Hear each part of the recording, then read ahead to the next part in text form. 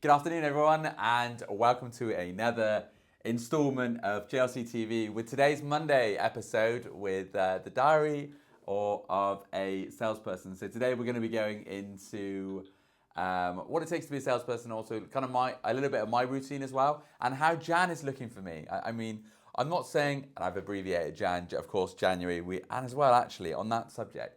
With the 20th of Jan, supposedly this is Blue Monday. This is the most depressing day of the year.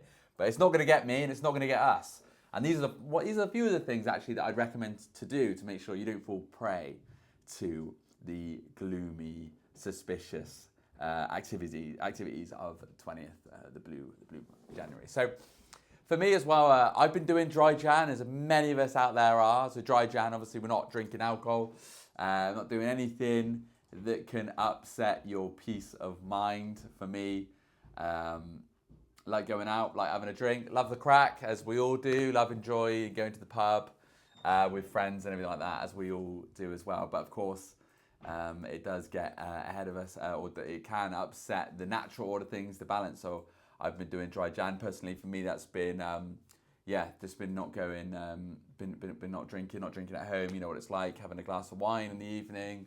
Been staying away from that, and as a result, it's been quite positive. I'd say it has been quite positive. Of course, everything, and I feel like a lot of these conversations are quite,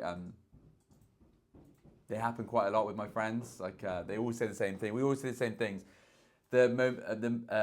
Your momentum increases, so you know you're a lot more energetic. You've got a lot more energy.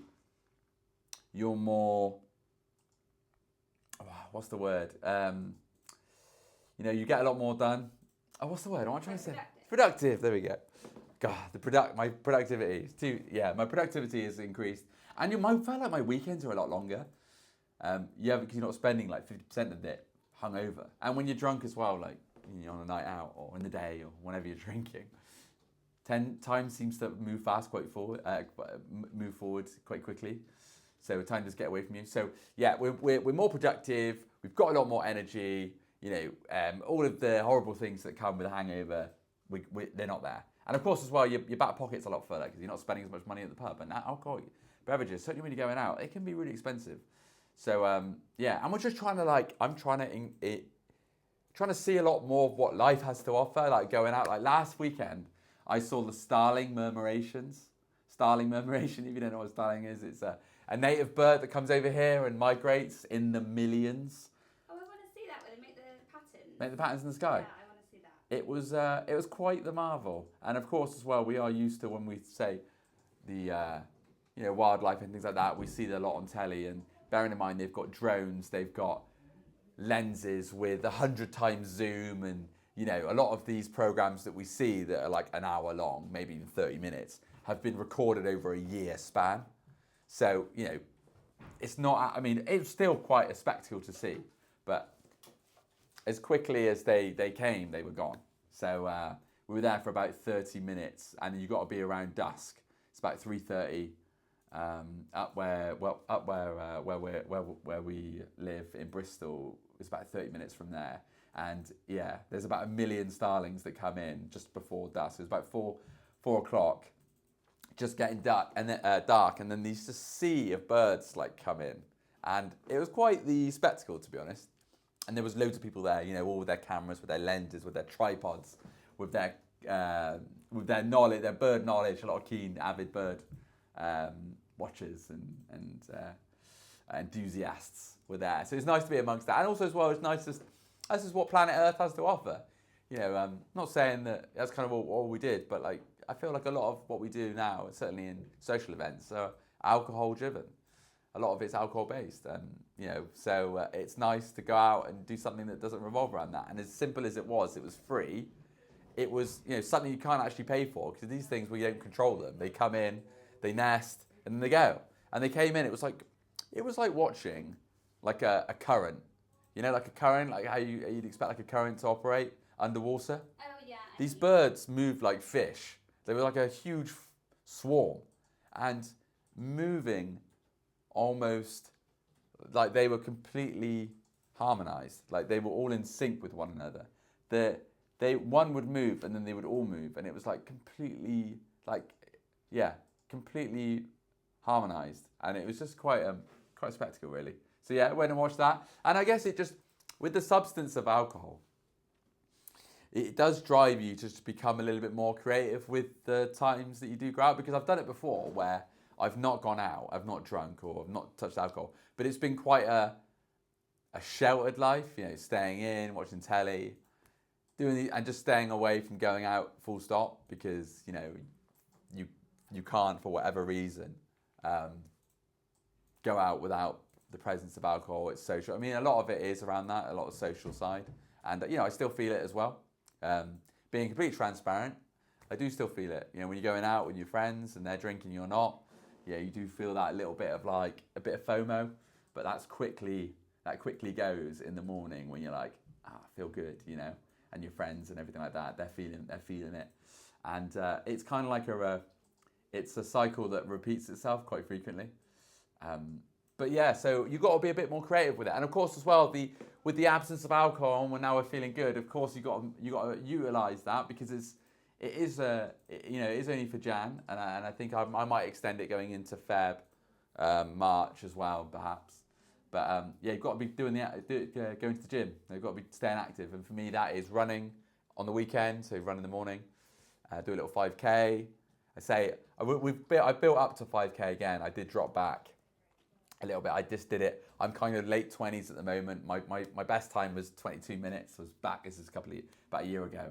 I was doing those 5k in about 22 minutes, and that was quick. But now I've dropped right back into the late 20s now, but which is fine. It's okay, because of course still doing it. Totally, still doing it, and it's like you say, it's not what anyone else is doing. It's what you're doing. And I think it's easy for us to compare ourselves. Certainly in that fitness regime, everyone's on their own path and everyone's doing their own thing. So yeah, I always think it's always good just to not compare and just to go out there and do it. Like these videos, right? These videos, we're trialing it, we're doing something different, and we're building something. We're trying to, and we've taken the first step. And every episode, to some extent, we're harnessing it, and we're doing something different, and we're fine tuning it, and we're moving it, and we're being consistent. I think that's just important to do. Yeah. So this month could be it's a nice month. It's a good place to be. Yeah. I forgot my trail of thought. It was your what you get up to in a day. Yeah. Okay. Cool. Of course, this is one take, so it's kind of like, although it's not live, it kind of is live. Just like no interaction. Of course, we've got Bex as well behind the camera. We've got in our front office as well. So of course, we've got all of Kelly. the hum. Hi. We're in the office. We're in the thick of it. Yeah. So the gym is crucial, and of course as well, we're still taking our supplements. Right. We're taking mushrooms. Mushrooms are still a key part of my day to day. 2 months. Have you? I think it's 2 months. Yeah, I think it is since November. Okay. And Kel, have you been taking them as well? Yeah, No. I've been taking them. I bought that Turkey tail? tiger tail, but Turkey tail. The vial come damaged, so I'm waiting for Replacement. Okay, fine. Yeah, you got it. It's not cheap, so make sure you get that replacement and get that good stuff in you. Yeah, send loads of photos of it off and that.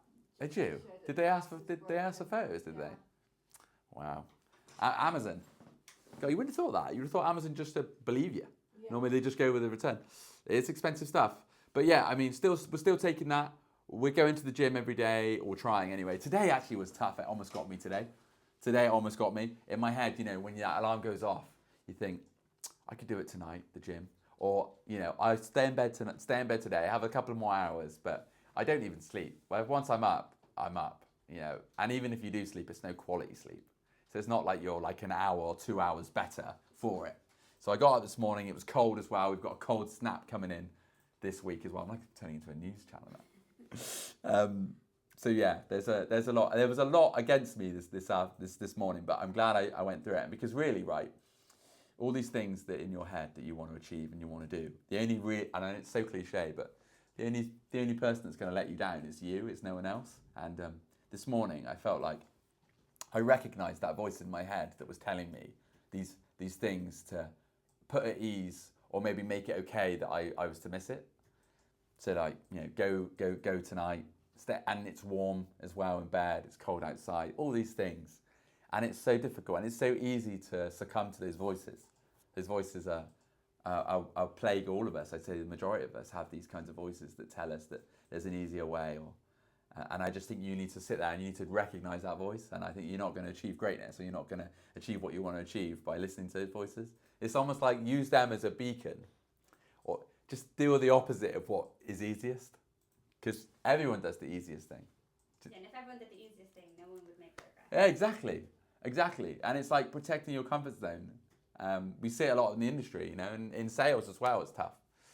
You know, rocking up this morning on supposedly the Blue Monday, and making cold calls and building that pipeline. We've got Chinese New Year at the end of this month, so it's a stressful time for a lot of businesses, a lot of supply chain, a lot of stock getting in, a lot of stuff that needs to be delivered, and before the public sector end of year, we've got obviously the beginning of Q1. A lot of our customers, or a lot of our customers, this will be their first week. This will be their first week back since New Year's. You know, so although last week I found that as well, a lot of them was their first week back, and we'd already been here 2 weeks. So there's a lot of pressure, certainly in this industry of sales, and it's not just sales as well. It's everything. Sales is everywhere.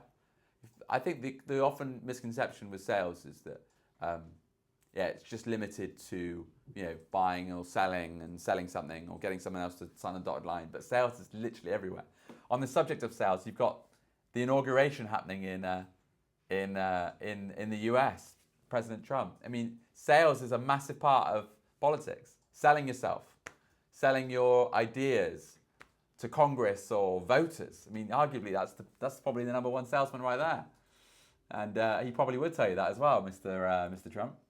So sales is literally in every profession that we do. It's your ability to listen or to solve issues, or to sell yourself in some kind of way. So it's good, and I'm always forever learning. And like I've said on previous shows, a good salesperson is able to adapt and change, and to recognize other patterns that might work, and to always adjust. And you know, Luke Murray, our operations director here, said, you know, he doesn't like the phrase, "If it ain't broke, don't fix it," because how can you know it needs fixing, and if you don't adopt change? To me, that one stuck with me. I like that one, because often we get drawn into these acronyms, these corporate jargon. If it ain't broke, don't fix it. Sometimes you've got to even understand what you're trying to say. So I like that one. That was good. But yeah, look, it's a tough month, but we'll get through it, and we'll get through it together, and we'll keep doing these shows regardless. But next show, I think we've got Wednesday coming out, right? Yeah, So that's Operation Wednesday. Operation Wednesday with Lieutenant Lentil, aka Luke Murray, our operations director as well. So we're going to be talking a little bit about what it takes to keep this business afloat during this time, during this time of the snake, of course, the Chinese New Year. So we're going to be facing that as well. So we'll go into it a little bit more on Wednesday. But until then, guys, keep it going. Imagine it will. We'll keep pushing forward. And until then, guys, we'll see you on Wednesday. Thank you so much for checking in, and I'll see you then. Thank you.